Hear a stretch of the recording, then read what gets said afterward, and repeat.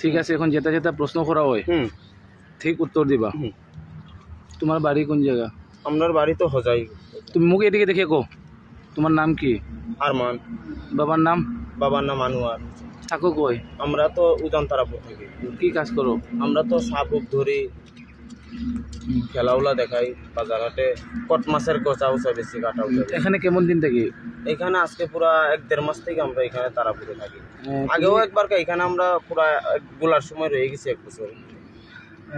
দিলুর এখানে ড্রাগস পাওয়া যায়, কে কইছে তোমারে? তুমি খবর কেমনে জানো? এইখানে একটা ছেলে আমারে কইছিল একদিন, তে হে একটু আগে এখানে আইছিল, তে আমার থেকে টাকা লয়ে গেছে, কিন্তু আমারে দিছে না, হে গেছে গা বাইক লয়ে টাম দিয়ে। আচ্ছা যাই হোক, হে তোমার মাল দিতে পারছে না, হে বাকি গেছে। হ্যাঁ, আমরা দেখে বাগছে। আচ্ছা তুমি কয়বার দিলুর কাছ থেকে মাল নিছো?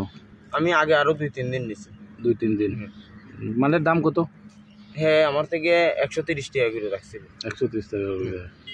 তুমি আর জীবনে করবে না? না, আর জীবনে। কান ধরে উদ্বোস করো।